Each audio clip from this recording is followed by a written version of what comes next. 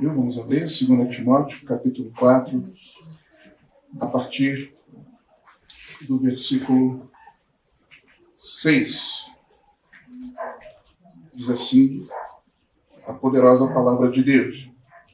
Porque eu já estou sendo oferecido por aspersão de sacrifício, e o tempo da minha partida está próximo. Combati o bom combate, acabei a carreira e guardei a fé. Desde agora a coroa da justiça me está guardada, a qual o Senhor justo juiz me dará naquele dia, e não somente a mim, mas também a todos os que amarem a sua vida. Procura vir ter comigo depressa, porque Demas me desamparou, amando o presente século, e foi para Tessalônica. Crescente para a Galácia, Tito para a Dalmácia, só Lucas está comigo. Toma Marcos e traze-o contigo, porque me é muito útil para o ministério. Também enviei Tíquico a Éfeso. Quando vieres, traze a capa que deixei em Troade, em casa de Carpo, e os livros, principalmente os pergaminhos. Alexandre o latoeiro causou-me muitos males. O Senhor lhe pague segundo as suas obras. Tu, guarda-te também dele, porque resistiu muito às nossas palavras. Ninguém me assistiu na minha primeira defesa. Antes, todos me desampararam. Que isto lhes não seja imputado. Mas o Senhor assistiu-me e fortaleceu-me, para que por mim fosse cumprida a pregação e todos os gentios a ouvissem. E fiquei livre da boca do leão. E o Senhor me livrará de toda a má obra e guardar-me-á para o seu reino celestial, a quem seja a glória para todos sempre. Amém. Pode se assentar. Queridos, nós observamos aqui nesse texto Paulo ele afirmando categoricamente, sem meias verdades, sem meias palavras, de que ele tinha convicção que a morte dele, a morte física, estava muito próxima. Ele tinha convicção de que ele não duraria muito mais tempo no corpo carnal, no corpo terreno, na habitação transitória a que você e eu estamos nesse momento. Paulo tinha essa certeza. E quando nós lemos esse texto, nós percebemos um pouco da profundidade do que estava acontecendo, nós conseguimos enxergar que Paulo era crente, irmãos. Paulo era servo de Deus. E essa convicção do apóstolo Paulo, do grande apóstolo Paulo, apesar de uma extrema adversidade, que não era apenas que ele estava preso sabendo que ia morrer, mas algumas coisas aconteceram. E isso nos faz compreender que o servo de Deus, ele precisa estar pronto para morrer. Por isso eu pergunto a cada um de nós, será que nós estamos prontos para a morte? Você está pronto para morrer?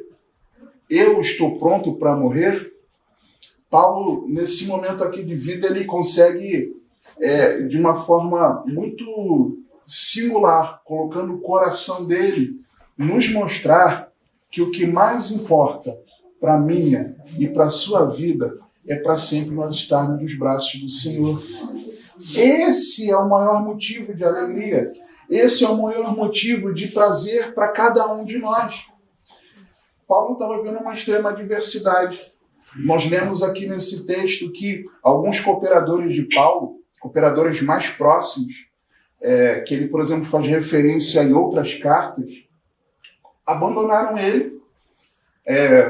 Alguns foram enviados por ele para poder cuidar da obra de Deus, tocar a obra de Deus. Alguns o abandonaram. Ele estava sendo acusado injustamente. Conta a história, não é o relato bíblico, mas conta a história que ele estava preso por uma acusação de ter fomentado uma revolução social que colocou fogo em Roma. Conta a história, a Bíblia não relata isso, e que ele estava sofrendo essa acusação. Agora, uma acusação injusta. Ele estava acusado, preso, isolado socialmente, esperando a morte, a sua sentença às portas.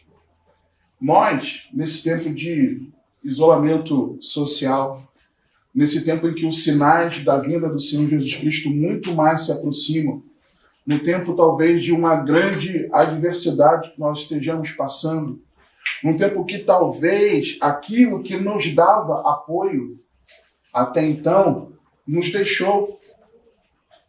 Talvez um relacionamento familiar, talvez a saúde fragilizada, talvez a perda de recursos materiais, financeiros, talvez a ausência de um preparo intelectual, talvez um estudo, uma capacitação, talvez o aparato religioso de estarmos num local em que nós habituamos estar juntos para congregar, para nos edificarmos mutuamente.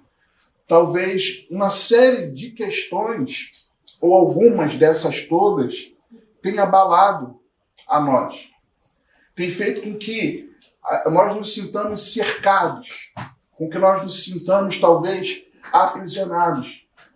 Mas Paulo, no seu espírito, ele tinha uma convicção que ainda que ele estivesse preso, ele era livre no Senhor. E era isso que mais importava para Paulo. Nós vamos ver aqui nesse texto algumas coisas muito importantes de que aconteceram com Paulo, e ele relata aqui de como é que era a circunstância daquilo, e que atitudes práticas ele mesmo tomou. Nós vamos ver aqui, queridos, que Paulo ele passou por... ele tinha uma experiência passada e ele tinha também uma convicção daquilo que seria o seu futuro. Primeiro ele começa dizendo que ele tinha certeza, escrevendo a Timóteo, versículos dos 6 a 8, nós vemos Paulo ali declarando: porque eu já estou sendo oferecido por aspersão de sacrifício e o tempo da minha partida está próximo. Não está certo que vai morrer. Não tinha dúvida alguma. Paulo, diferente daquela prisão que Atos 28 nos relata, de Paulo preso em Roma, aquele também estava preso em Roma, é uma outra prisão, uma prisão diferente da que ele estava vivendo. Paulo, diferente dessa prisão, Paulo não estava numa casa que ele mesmo havia alugado e poderia livremente receber quem ele quisesse. Não. Apesar de ser o mesmo local, a mesma cidade, a circunstância é outra, a acusação é outra, a prisão é outra, as adversidades são extremamente piores, mas Paulo estava convicto que ia morrer. Paulo estava preocupado com a sua morte? Não enxergo isso aqui, irmãos.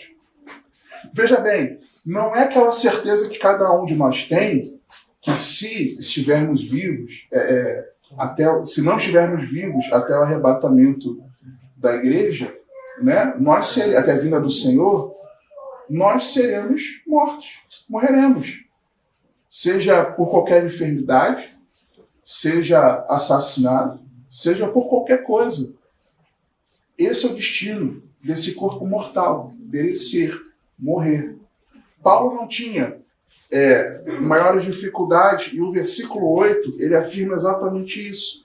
Desde agora, a coroa da justiça me está guardada, a qual o Senhor justo juiz me dará naquele dia, e não somente a mim, mas também a todos que amarem a sua vinda. Então, por mais que ele soubesse que estava perto de morrer, por mais que ele tivesse certeza de que a sua morte estava muito próxima, a convicção de Paulo, a certeza, a esperança, a confiança dele era de que muito em breve ele estaria junto do Senhor Jesus. E essa precisa ser a nossa expectativa, irmãos. Eu me preocupo muito, sendo sincero, quando, com tudo que tem acontecido aí diante de nós talvez tenhamos muita preocupação com o nosso futuro aqui nessa terra. Como assim? Não é que você não possa ter expectativas terrenas da sua vida. Você ainda está aqui, eu ainda estou aqui. Mas pessoas que depositam a razão da sua felicidade num possível casamento, uma nova oportunidade de trabalho, numa nova casa. Ainda que tudo isso é importante, você estar em família, você ter moradia, você ter um meio de sustento, tudo isso é muito importante. Mas talvez a nossa expectativa ela não esteja alinhada com a realidade diante dos nossos olhos. Irmãos, a nossa ficha precisa cair. Nós estamos no princípio das dores. Lembra de Jesus falando no sermão profético sobre o princípio das dores? Nós estamos no princípio das dores, irmão. Ah, pastor, mas eu não consigo compreender dessa forma.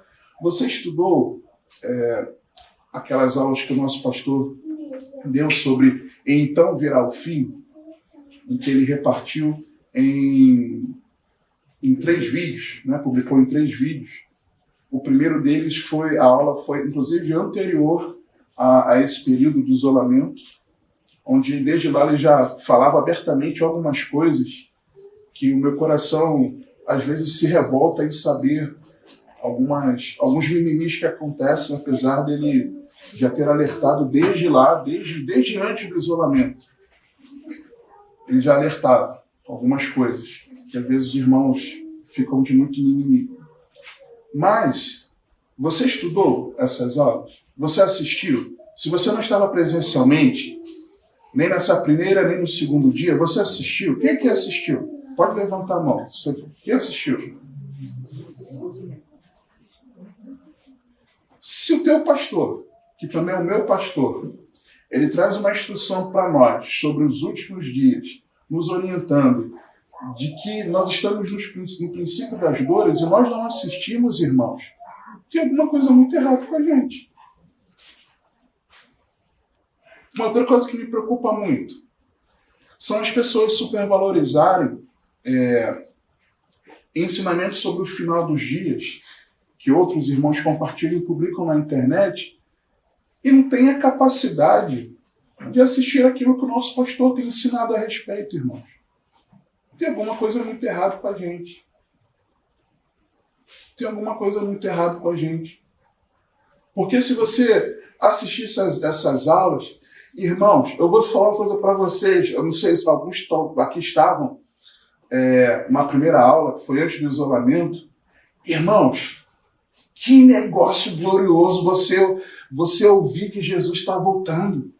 Que coisa majestosa, que encorajamento, que fortalecimento. Saber que apesar de todas as adversidades, de todas as circunstâncias que acontecerão, de todo o possível espanto, estrondo no mundo, de toda a expectação que o mundo estará das coisas terríveis que estão para acontecer, o nosso coração pode descansar, olhar para o alto, porque a nossa redenção se aproxima. E naquele dia nós ouvirmos essas palavras, examinarmos nas Escrituras, isso encheu o nosso coração de esperança, irmãos. E muitas vezes ali naquele estudo, sabe, faz lágrimas de saber que Jesus está às portas para me buscar, para te buscar, se nós perseverarmos até o fim. Mas tem irmãos que não querem nem saber. Não sei. Me preocupa também, irmãos. Porque há irmãos que estavam nesse dia, irmãos que, eu lembro, saíram exultantes com aquele ensino, e depois no culto à noite, comentando inclusive sobre o ensino. Cadê o encorajamento, irmãos? Cadê a esperança de que ainda que o nosso corpo carnal pereça, para sempre estaremos vivos com o nosso Senhor, porque o Senhor deu prova disso quando ressuscitou pelo seu Espírito, Jesus Cristo, dando prova que você e eu, ainda que o nosso corpo mortal esteja morto, nós naquele grande dia ressuscitaremos e subiremos ao encontro do Senhor nos ares. Isso me espanta, irmãos. Isso me preocupa. Como pode? Como nós podemos, com tantos ensinamentos a respeito, nosso coração, sabe, esvair amolecer, derreter. Não podemos, irmãos.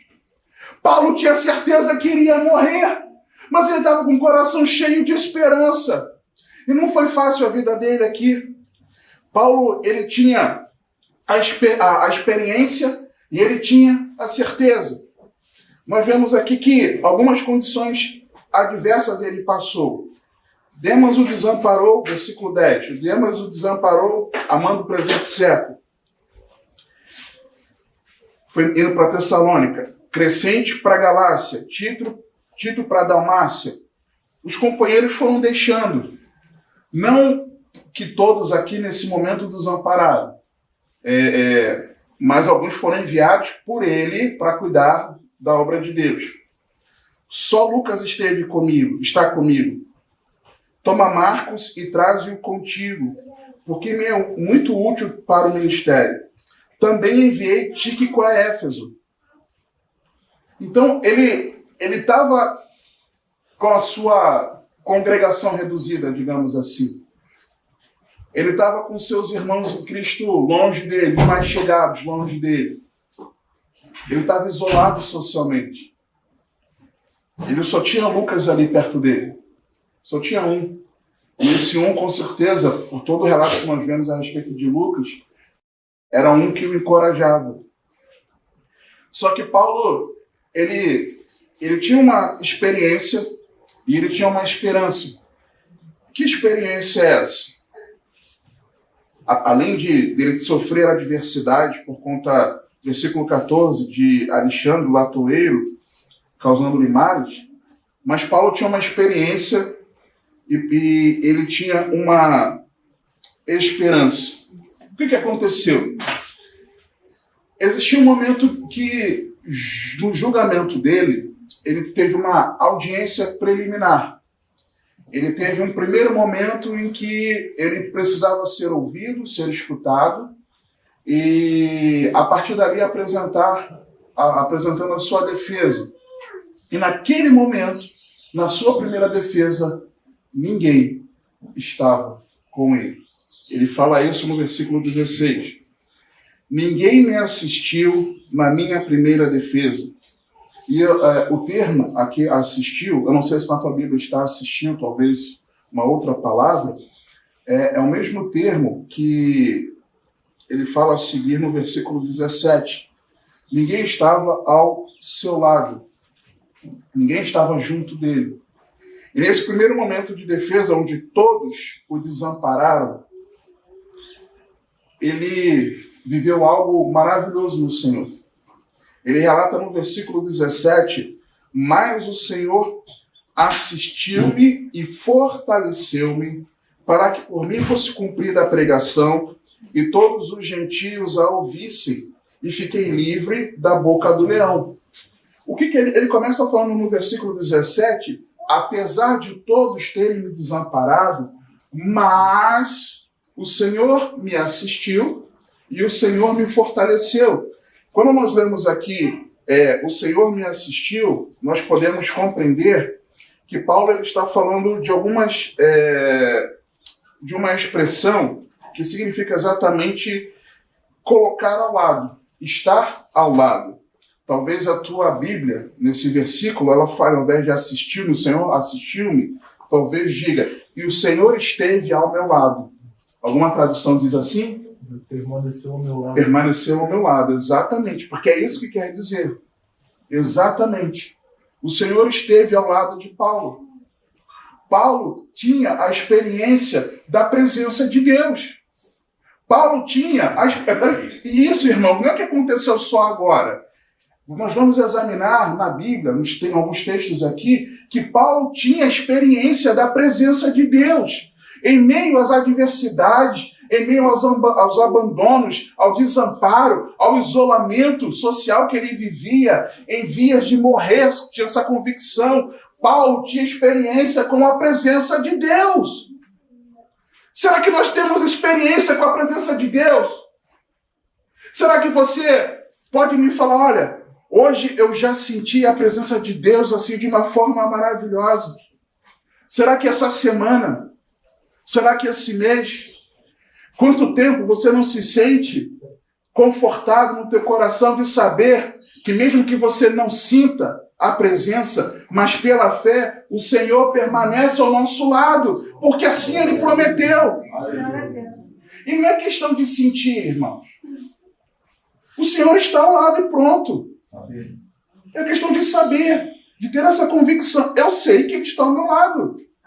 Ainda que você passe por momentos difíceis, eu passo por momentos difíceis, não importa quais que sejam, o Senhor prometeu que todos os dias estaria conosco até a consumação dos séculos. E mais do que isso, o Senhor afirma na sua palavra que se nós guardarmos as palavras dele, João 14, se nós guardarmos a sua palavra, ele estará onde? Somente ao nosso lado, irmãos? Não, mas em nós. O Espírito Santo habita em todo aquele que vive a palavra de Deus. Paulo tinha essa experiência. Paulo tinha experiência da presença de Deus com ele. Será que você e eu temos essa experiência, irmãos? Nós vamos ver alguns textos, Atos 18. Abra aí, por favor. O Senhor assistindo, o Senhor permaneceu ao meu lado. Não, é experiência. Não foi a primeira vez, irmãos. Paulo não só sabia, mas ele vivia experiências da parte do Senhor, porque olha o que acontece. Atos 18, a partir do 9. Olha o que acontece aqui. Paulo ele estava num momento muito difícil, onde ele estava sendo perseguido, onde alguns creram na palavra de Deus e outros não. Na viagem de Paulo, na segunda viagem missionária, Paulo, chegando à Europa, ele passa por algumas cidades, você deve se lembrar, escola bíblica. Ele chega está na Macedônia, passa por Filipos, chega a Tessalônica, de Tessalônica põe ele para correr, ele vai para Bereia, lá os bereanos examinam, de Bereia ele vai para Atenas, de Atenas ele vai para Corinto. E lá em Corinto, Paulo estava preocupado com algumas coisas que estavam acontecendo com os irmãos em Tessalônica, e quando os seus companheiros, Silas e Timóteo, chegam, ele se reanima, ganha um gás e começa a se lançar na obra de Deus. É o que o texto está falando aqui no capítulo 18. Mas aí, irmãos, ele pregava a palavra de Deus, mas olha o que aconteceu. Versículo 6. Mas, resistindo e blasfemando, eles sacudiu as vestes e disse-lhes: o vosso sangue seja sobre a vossa cabeça, eu estou limpo, e desde agora parto para os gentios. Resistência dos judeus na pregação. E saindo dali entrou em casa de um homem chamado Justo, que servia a Deus, e cuja casa estava junto da sinagoga. E Crispo, o principal da sinagoga, creu no Senhor com toda a sua casa. E muitos dos coríntios, ouvindo-o, creram e foram batizados. Versículo 9. E disse o Senhor em visão de noite a Paulo: não temas, mas fala e não te cales, porque eu sou contigo, e ninguém lançará mão de ti para te fazer mal, pois tenho muito povo nessa cidade. Então ele tinha experiência com o Senhor. Não só esse texto, Atos, capítulo 23. Paulo ele tinha experiência com a presença de Deus. Paulo estava em sua defesa, uma confusão foi causada no momento em que ele entrava no templo e ele precisou se defender. Só que chegou um momento em que Paulo, ele de forma muito perspicaz, muito sábia, ele viu que ali estavam dois grupos dentre os judeus. Aqueles que criam em ressurreição, na experiência espiritual, e aqueles que não criam. E ele era um dos que cria na ressurreição. E quando Paulo fala, olha, Eu sou daqueles que creem na ressurreição. Ele então causou... Todos os judeus estavam juntos contra ele. Quando ele fala isso, ele causa um racha no meio dos judeus. Porque, pera aí. Se ele crê também na ressurreição, calma aí, Paulo é dos nossos e tal, não sei o quê. Ele começou a ganhar partido ali de alguns. Em meio a essa confusão, versículo 10 diz assim: e havendo grande dissensão, o tribuno, temendo que Paulo fosse despedaçado por eles, mandou descer a tropa para que o tirassem do meio deles e o levassem para a fortaleza. E na noite seguinte, apresentando-se-lhe o Senhor apareceu junto de Paulo. Cara, isso é demais, irmãos. Jesus, nesse momento tão difícil de Paulo, Jesus fez questão de aparecer diante dele. E o Senhor diz assim: Paulo, tem ânimo, porque como de mim testificasse em Jerusalém, assim importa que testifiques também em Roma. O Senhor fortaleceu Paulo ali, irmãos. O Senhor se colocou diante dele mais uma vez, o fortaleceu, o encorajou para que Paulo prosseguisse naquilo que ele foi designado pelo Senhor. Isso é maravilhoso. Então, quando em 1 Timóteo acontece isso aqui, de Paulo dizer que o Senhor me assistiu, ou o Senhor permaneceu ao meu lado, Paulo não está falando de uma experiência nova. Paulo tinha experiência com Deus, irmãos. Paulo tinha experiência com o Senhor. Será que nós temos experiências com o Senhor? Será que nós somos daqueles que, de fato e de verdade, experimentam o que é o ser um verdadeiro cristão? Será que a nossa vida cristã são atos vãos, religiosos? Ou será que a nossa vida cristã é prática, irmãos? A nossa fé precisa ser prática. Congregar não pode ser você estar num clube social, mas congregar precisa saber que você faz parte de um corpo, de um Redentor e Salvador, o Senhor Jesus Cristo. É diferente, irmãos. Nós estarmos juntos é fundamental com essa consciência. Será que a nossa vida cristã até aqui tem sido uma vida cristã de experiência com Deus? Ou apenas de, aconteceram algumas coisas, uma rotina, algo que permanece o mesmo? Ou será que nós temos de fato vida com Deus? Paulo tinha vida com Deus. Será que nós temos? Paulo tinha essa experiência. A segunda experiência que Paulo tinha era do fortalecimento.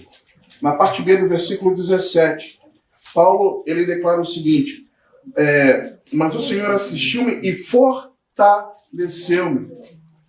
Paulo tinha essa experiência do fortalecimento, porque no momento em que Paulo, ele fazendo a sua segunda carta aos Coríntios, vamos lá, Paulo ele estava defendendo o seu apostolado aos irmãos em Corinto.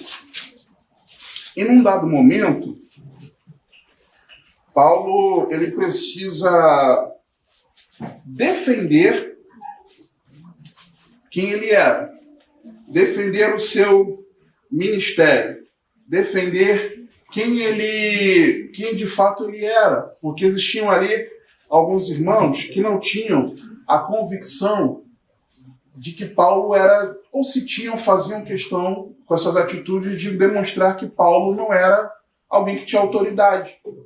E Paulo se sentia constrangido de, naquele momento ali, fazer uma defesa da sua autoridade apostólica. E no capítulo 12, ele começa a narrar uma experiência maravilhosa de que... Vamos ler melhor, né? Em que ele conta como o Senhor o fortaleceu, o ensinou a respeito disso. 2 Coríntios 12, 1. Em verdade que não convém gloriar-me, mas passarei as visões e revelações do Senhor.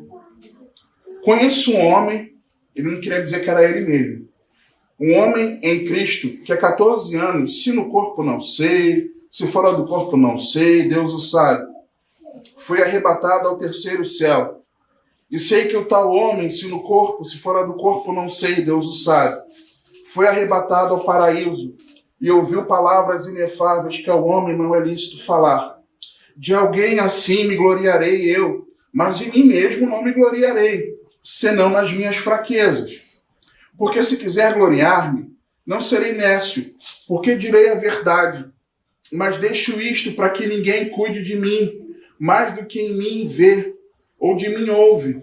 E para que não me exaltasse pela excelência das revelações, foi-me dado um espinho na carne, a saber, um mensageiro de Satanás para me esbofetear a fim de não me exaltar, acerca do qual 3 vezes orei ao Senhor para que se desviasse de mim. E disse-me, a minha graça te basta, porque o meu poder se aperfeiçoa na fraqueza.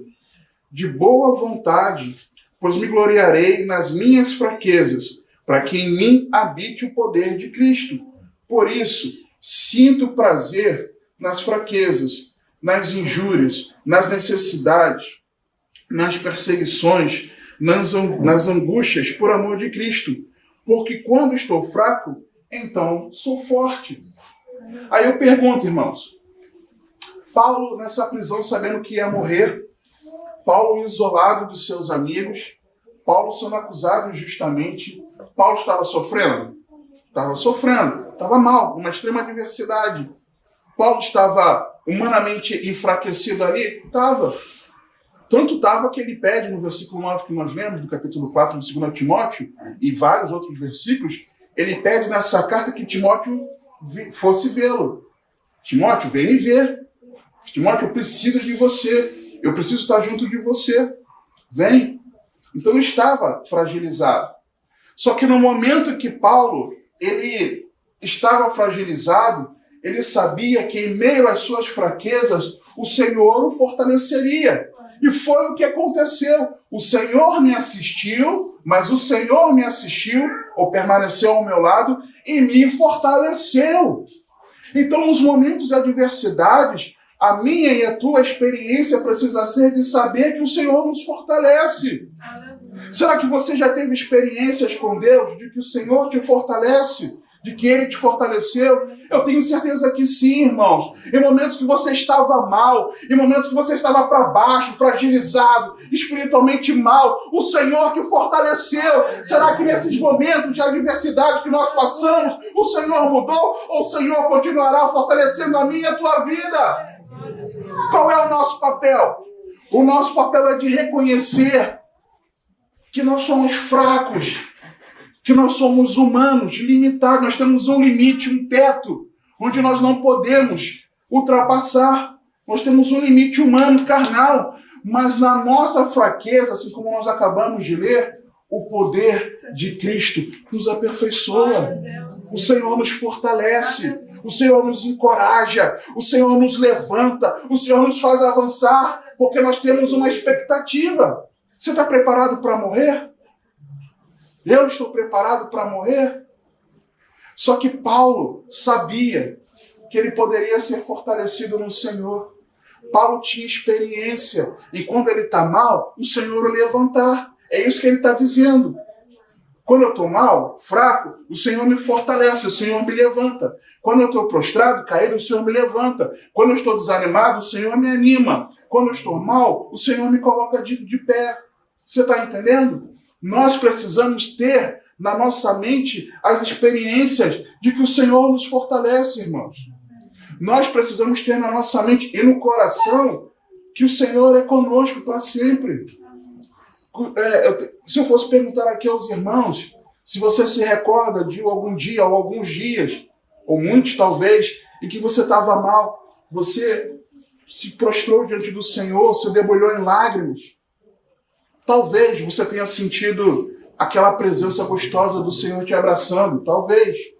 Mas eu tenho certeza que ainda que você não tenha sentido a presença gostosa do Senhor, depois de um tempo, você já estava bom de novo, você já estava de pé. Por quê? Porque o Senhor te fortaleceu, irmão. Ora, você tem experiência com Deus, você tem experiência da presença, você tem experiência da tua intimidade com Deus. de você e Deus, de você chorar aos pés do Senhor, de você se derramar em lágrimas diante de Deus e o poder do Senhor te fortalecer. Ele não mudou, irmãos. Se lança de coração diante de Deus. Permaneça firme no Senhor. Paulo, ele teve a experiência da presença. Paulo teve a experiência do fortalecimento. Mas só que Paulo, ele tinha uma esperança. Ele tinha uma convicção. Paulo não tinha só a experiência, mas Paulo tinha uma convicção. Olha o versículo 18. Primeiro ele narra aquilo que aconteceu. Depois ele narra aquilo que o coração dele aguardava, esperava. E o Senhor me livrará de toda a má obra e guardar-me-á para o seu reino celestial, a quem seja a glória para todo sempre. O Senhor me livrará de toda a má obra. Primeira coisa, Paulo sabia que ele podia ter a esperança do livramento de todo ataque. Interessante, irmãos, que esse texto aqui, eu fui buscar o que Paulo estava querendo dizer. No grego, o que isso diz exatamente? E a palavra que ele usa aqui, me livrar, não sei se na tua versão diz assim, é o termo grego romai, que quer dizer resgatar, libertar. E aí, me livrar de toda a obra má. Aí eu pensei, me livrar de toda a obra má, me livrar do mal. Aí eu me lembrei, e não me deixeis cair em tentação, mas livra-me do mal. E aí eu fui pesquisar o termo que ele usa aqui, de toda má obra. A obra é uma expressão mesmo de trabalho, e o má aqui é a expressão poneros, que significa mal, a maldade. E quando eu me lembrei desse texto, da oração que Jesus nos deixou, ensinando como modelo, e eu fui buscar lá em Mateus 6, são exatamente esses mesmos termos que o próprio Senhor Jesus ele usa. Não nos deixeis cair em tentação, mas livra-nos do mal. O livra é exatamente o mesmo termo que Paulo usa aqui. O Senhor me livrará. E o mal, de todo mal, é a mesma expressão que Paulo usa na obra maligna. Então, o que Paulo está fazendo referência aqui é aquilo que Jesus nos ensinou, que nós devemos sempre colocar diante de Deus. Senhor, livra-me do mal. Não permita que eu caia em tentação, mas livra-me do mal. Paulo, aqui nesse versículo 18, ele não está dizendo que Deus não vai permitir que ele sofra. Não é isso que Paulo está falando. Paulo não está falando que as adversidades não vão chegar até ele. Paulo está dizendo que o Senhor, independente das adversidades, o Senhor vai o livrar para o preservar. Então, a nossa oração precisa ser essa. A nossa confiança, a nossa esperança é de que o Senhor vai nos livrar de todo mal. Que não importa o ataque que aconteça, não importa a tentação que surja diante de mim e de você, nós podemos confiar que Deus é poderoso para nos livrar. Senhor, não nos permita cair em tentação, mas livra-nos do mal. Primeira carta aos Coríntios, Paulo, escrevendo aos Coríntios, Paulo declara, falando sobre a experiência, fazendo um paralelo da experiência do povo no deserto com a vida cristã, de que aquilo que eles viveram, ele usa ali alguns exemplos de alguns fatos, ele fala, e isso que aconteceu é para exemplo para nós, é para que nós não venhamos incorrer nos mesmos erros. E aí ele continua falando, olha, aquele que está em pé, cuide para que não caia. E aí ele fala fala sobre as tentações, de que não virá sobre nós nenhuma tentação além daquela que nós possamos suportar. Mas antes o Senhor nos dará o escape. Então era com essa ação de Deus que Paulo estava contando. A confiança de Paulo é que o Senhor iria o livrar. Mas Paulo também tinha uma outra esperança. Paulo tinha a esperança da salvação. Porque ele continua falando, versículo 18, na parte B, e guardar-me-á. O Senhor vai me guardar. E quando eu fui buscar procurar o que significa se guardar aqui, em algumas versões, me levará a salvo. Talvez a tua diga assim, ou me preservará. É exatamente isso, o Senhor vai me salvar. O Senhor não só é poderoso para não permitir, nos ajudar a que nós não caiamos em tentação, a que nós não sucumbamos ao que o mundo apresenta, mas nós podemos ter uma convicção de que o Senhor vai nos salvar e nos levar para o seu reino celestial. Paulo declara essa confiança. 2 Timóteo capítulo 1, abra comigo, por favor. Você já está no capítulo 3, 4. Volta um pouco, por favor, a partir do versículo 8. Imediatamente dele falar, porque Deus não nos deu o espírito de temor, mas de fortaleza e de amor e de moderação. Portanto, ou seja, já que você tem esse espírito de fortaleza, de amor e de moderação, não te envergonhes do testemunho de nosso Senhor, nem de mim que sou prisioneiro seu. Antes participa das aflições do Evangelho, segundo o poder de Deus, que nos salvou e chamou com uma santa vocação, não segundo as nossas obras, mas segundo o seu próprio propósito e graça, que nos foi dada em Cristo Jesus antes dos tempos dos séculos, e que é manifesta agora pela aparição de nosso Salvador Jesus Cristo, o qual aboliu a morte e trouxe à luz a vida e a incorrupção pelo Evangelho, para o que fui constituído pregador e apóstolo e doutor dos gentios, por cuja causa padeço também isto, mas não me envergonho, porque eu sei em quem tenho crido, e estou certo de que é poderoso para guardar o meu depósito até aquele dia. Ele sabia que Deus era poderoso para o guardar, para o salvar. Paulo não só tinha a experiência da presença, Paulo não tinha só a experiência do relacionamento do dia a dia com ele, com o Senhor, mas também tinha a experiência do fortalecimento, do encorajamento, mas também ele tinha uma esperança. Que esperança que Paulo tinha era essa? Era a esperança de que o Senhor o livraria de todo mal e o ia salvar. No pior momento da vida de Paulo, no momento que ele iria morrer, irmãos, Paulo tinha essa esperança no Senhor. Nós precisamos ter essa experiência e essa esperança, essas experiências e essa esperança. Nós precisamos ter diante do Senhor. Só que aí, irmãos, olha o detalhe que você precisa não passar despercebido pelos seus olhos. No versículo 17, Paulo está falando o seguinte: mas o Senhor me assistiu e me fortaleceu. Ok? Para quê que o Senhor esteve do lado de Paulo e o fortaleceu? O que a tua Bíblia está dizendo aí? Para que por mim fosse cumprida a pregação e todos os gentios a ouvissem. Para que o Senhor está ao meu e ao seu lado e nos fortalece? É para a gente só não ficar temeroso, chateado, preocupado? É só para o nosso bem-estar? É para cumprir um propósito. É para cumprir o plano de Deus na minha e na tua vida.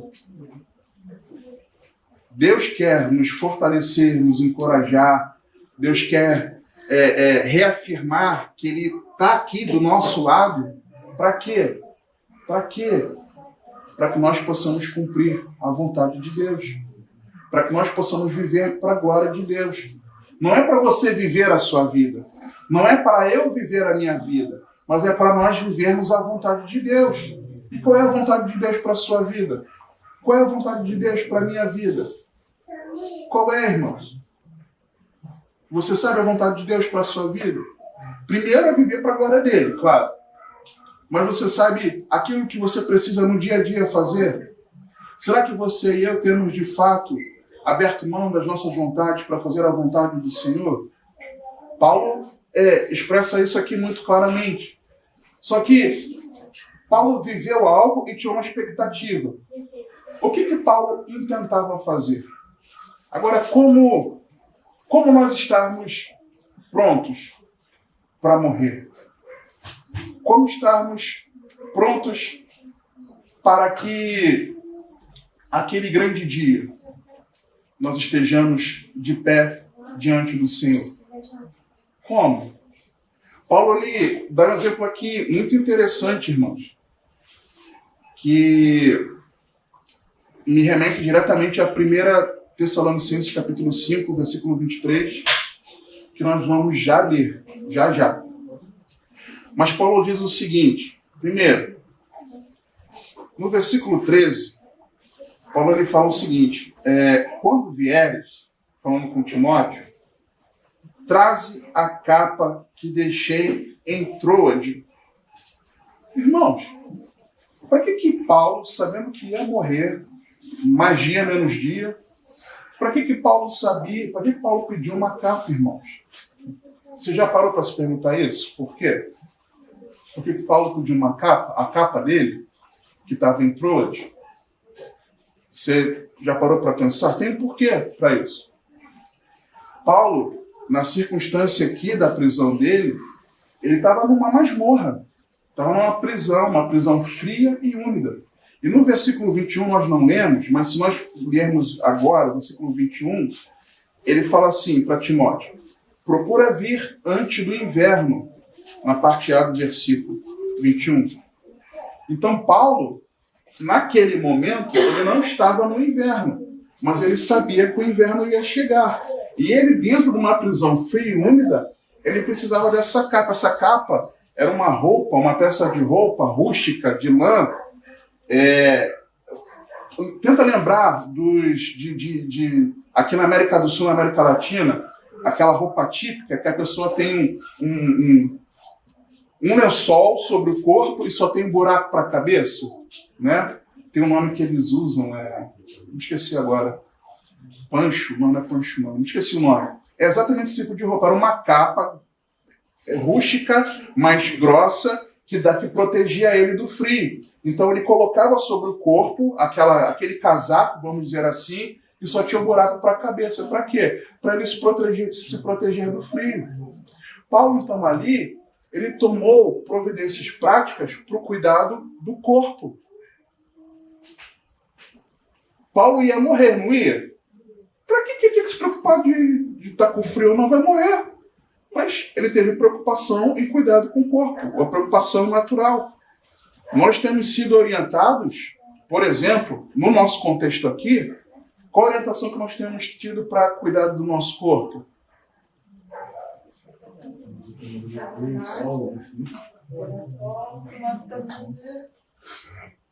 Mas várias outras coisas. Mas juntando isso num pacote, qual é o nome desse pacote? Exposição ao sol, complementação da vitamina D, praticar exercício físico, boa alimentação, boa noite de sono. O que é esse pacote? O que a gente pode dizer que é esse pacote? Fortalecer o quê? Fortalecer o sistema imunológico. Então, no nosso contexto, trazer a capa é fortalecer o sistema imunológico. Por exemplo, na rua, se você quiser, usa a sua proteção, se você quiser. Então, Paulo, ele não descuidou do cuidado do corpo. Você compreende? No mesmo versículo, ele pede para que Timóteo também leve a ele os livros e principalmente o pergaminho. Existe um pouco de discordância do que seriam os livros e do que seria pergaminho, porque Paulo aqui não é claro. Mas, por exemplo, há aqueles que compreendem que os pergaminhos, que os livros eram rolos de papiro, porque eram rolos de papiro, mais baratos, e os pergaminhos são rolos também, mas feitos de membrana, de pele de animal curtida, geralmente mais valiosos, mais preciosos. Então tem aqueles que dizem que Paulo pediu os rolos, tanto de um quanto de outro, para que ele pudesse escrever para os escritos dele. Não creio. Há aqueles que dizem que os livros, os rolos, fossem trechos já descritos do próprio Paulo, da vida de Paulo, daquilo que Jesus revelava para ele, porções já do Novo Testamento escritas, algumas porções do Antigo Testamento. Há aqueles que dizem que nos pergaminhos eram porções do Antigo Testamento. Alguns dizem que poderiam ser documentos valiosos, como a certidão dele romana, para ele provar que era cidadão romano. Irmãos, o que é exatamente não importa, mas você consegue compreender que rolos, que os livros e os pergaminhos eram locais, rolos, onde havia escrita. Paulo estava preocupado com o quê? Em ocupar a mente dele. Preocupado em ocupar a mente. Paulo estava preocupado com a alma dele. Primeiro, ele demonstra uma preocupação com o corpo. Segundo, a preocupação com a mente, com a alma. Por quê? Porque ele estava preocupado ali, ele sabia que ia morrer. Mas ele queria ainda manter a mente dele ativa, meditando. Seja nos escritos dele, seja numa porção do Antigo Testamento, seja em relatos de experiências com o Senhor, ou seja em branco para que ele continuasse escrevendo. Não importa. Paulo, ele tinha essa preocupação em manter dentro da mente dele, ocupando a mente dele, as coisas do alto. Será que nós, nesse período, temos nos preocupado em ocupar a nossa mente com as coisas do alto? Será que nós temos nos preocupado em encher a nossa mente com as coisas que vão trazer, bons pensamentos para mim e para você? Será que nós conseguimos trazer para a nossa mente, para a nossa alma, aquilo que vai, nos alimentar de fato? Ou será que nós estamos nos enchendo daquilo que traz desesperança, incerteza, medo, preocupação, aflição, angústia? Paulo demonstra isso aqui com a gente, que ele também estava preocupado em cuidado da sua alma. Só que por que eu faço questão de separar isso, cuidado da alma? E eu vou falar do terceiro aqui, o terceiro ponto e último, o cuidado com o espírito. Porque quando Paulo ele fala no versículo, ele fala daqueles que o abandonaram, e ele pede, por exemplo, o versículo de número 11, só Lucas está comigo, toma Marcos e traze-o contigo, porque me é muito útil para o ministério. Irmãos, Paulo, lembra de Paulo e Barnabé? Barnabé e Paulo, primeira viagem missionária. Barnabé, Atos 11, 25, Barnabé indo até Tarso buscar Paulo, porque Paulo há muito tempo estava longe. Barnabé grudadinho com ele, ajudou a formá-lo, ensiná-lo. Só que Paulo quebrou o pau com Barnabé por causa desse camarada aqui, Marcos. Atos, no capítulo 13, Paulo quebra uma viagem missionária, Paulo e Barnabé, capítulo 13, capítulo 5, versículo 5, perdão.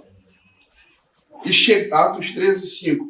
E chegados a Salamina, anunciavam a palavra de Deus nas sinagogas dos judeus e tinham também a João como cooperador. Tá? Agora vamos para o versículo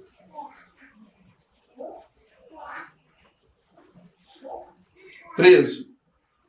E partindo de Pafos, Paulo e os que estavam com ele chegaram a Perge da Panfilha, mas João, apartando-se deles, voltou para Jerusalém. Quem era esse João? João Marcos. Nós vamos ver que é João Marcos. Então, primeiro, João estava junto, na missão. Depois, João foi embora. João Marcos foi embora. Mais adiante, no capítulo 15, houve um quebra-pau. Versículo 1. Na hora que eles iam para a Assembleia em Jerusalém, para resolver algumas coisas importantes que aconteceriam, decisões importantes sobre a igreja. Então, versículo 1. Então, alguns que tinham descido da Judéia ensinavam assim os irmãos: se não vos circuncidardes, conforme o uso de Moisés, não podeis salvar-vos. A questão de seguir os ritos judaicos ou não. Tendo tido Paulo e Barnabé não pequena discussão e contenda contra eles, resolveu-se que Paulo e Barnabé e alguns outros dentre eles subissem a Jerusalém aos apóstolos e aos anciãos sobre aquela questão. E eles, sendo acompanhados pela igreja, passavam pela Fenícia e por Samaria, contando a conversão dos gentios, davam grande alegria a todos os irmãos. E quando chegaram a Jerusalém, foram recebidos pela igreja e pelos apóstolos anciãos, e eles anunciaram quão grandes coisas Deus tinha feito com eles. Alguns, porém, da seita dos fariseus que tinham crido, se levantaram dizendo que era mister circuncidá-los e mandar-lhes que guardassem a lei de Moisés. Congregaram-se, pois, os apóstolos anciãos para considerar este assunto. Então, primeiro João Marcos abandonou. Depois, Barnabé e Paulo continuaram juntos. Você vê aqui nesse texto que Paulo e Barnabé, eles permaneceram caminhando na presença de Deus. Até aí. Até aquele momento, Paulo não tinha tomado nenhuma atitude. Eles continuavam juntos, unidos. Avança comigo. Depois,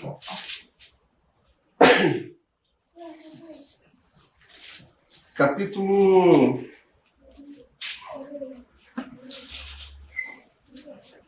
Deixa eu achar aqui com você.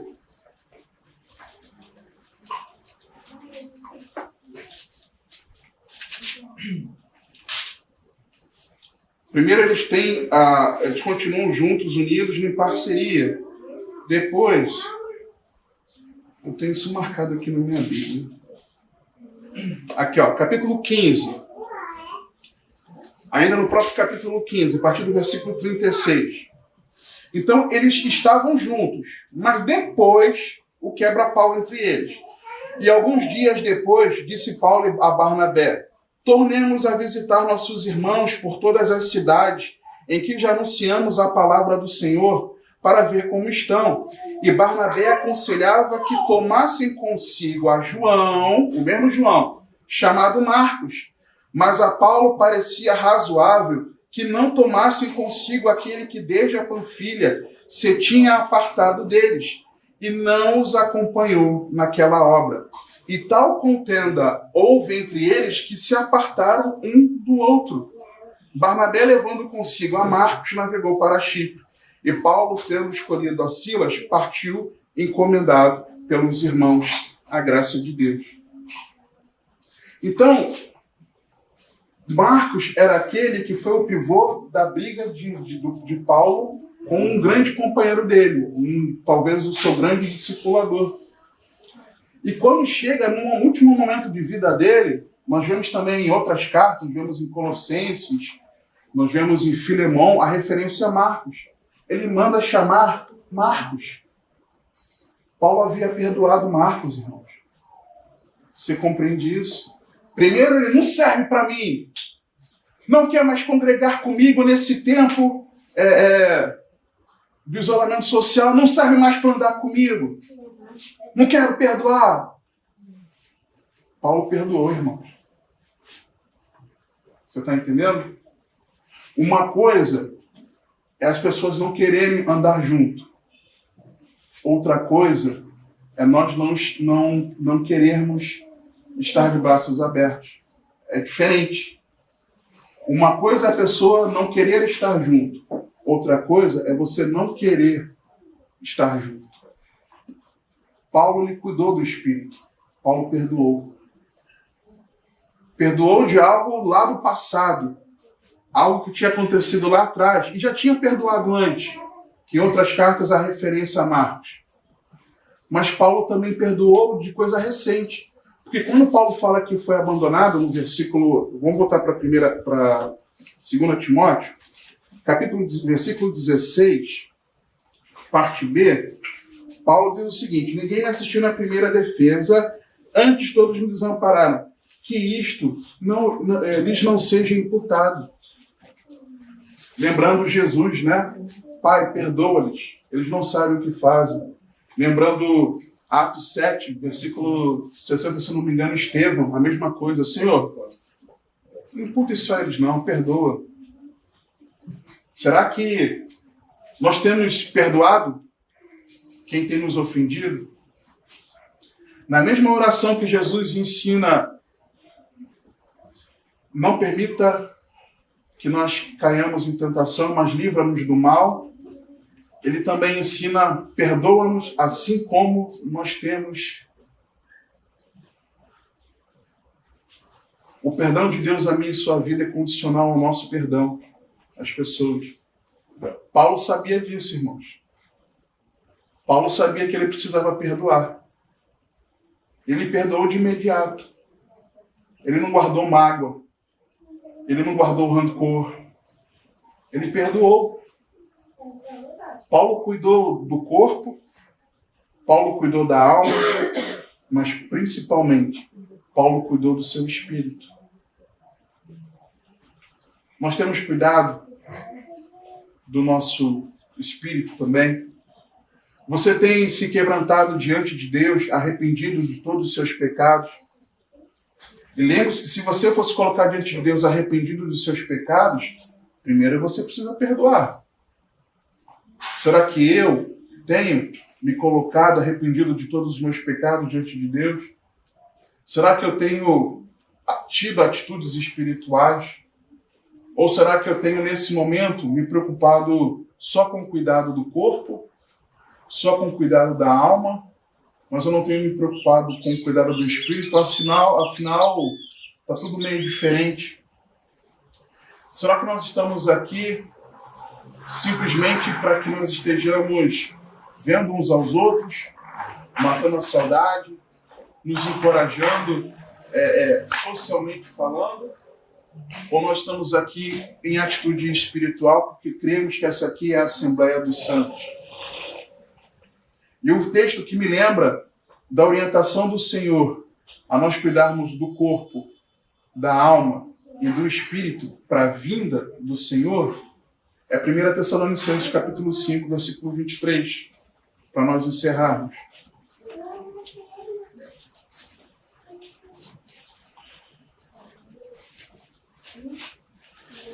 Paulo, escrevendo aos Tessalonicenses, aquela carta que vocês estão cansados já da aula sobre o discipulado cristão, e que o Senhor permitir ainda tem muita coisa a examinar nela. Paulo dá uma orientação àquela igreja que ele havia discipulado, ensinado, ficado por tempo preocupado, enviado seus mensageiros para saber como eles estavam.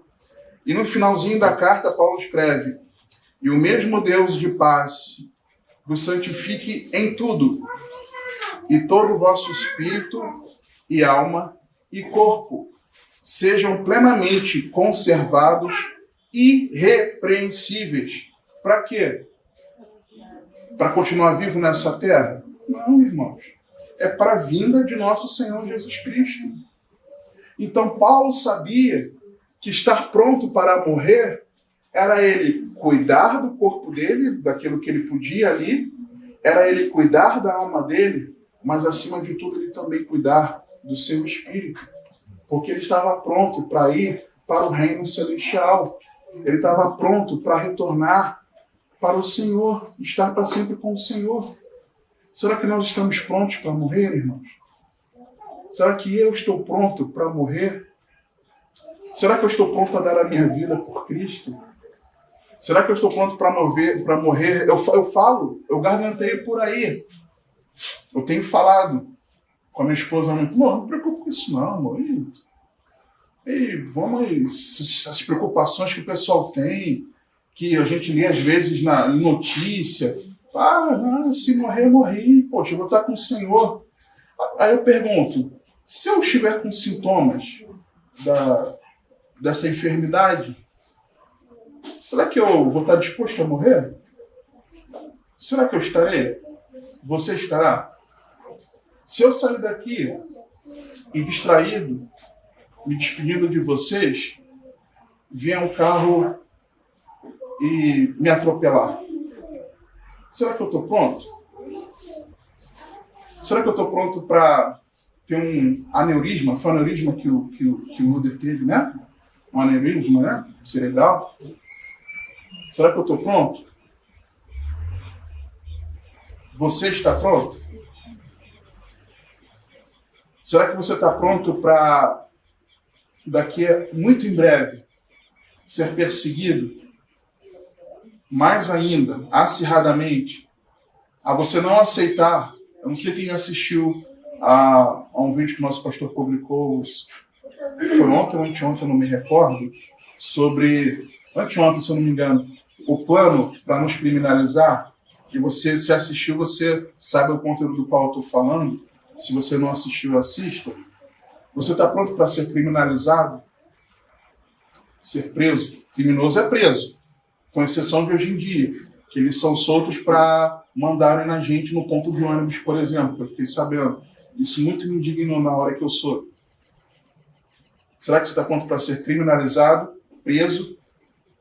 Talvez ser penalizado com açoite, com tortura e até morrer? Como nosso pastor Júlio falou, será que você está pronto para isso? Eu não falo isso para te assustar, irmão. Minha irmã. Eu falo porque é realidade. E a nossa ficha, irmãos, precisa cair. Não é cair para nós nos entristecermos, mas a ficha é cair para, assim como Paulo, nós estarmos aguardando o Senhor nos coroar com a coroa da justiça, pronta, prometida, não só para ele, mas para todos aqueles que amarem a vinda do Senhor, irmãos. Se você ama a vinda do Senhor, esteja pronto, que eu esteja pronto, em nome de Jesus, amém? Quero orar com você.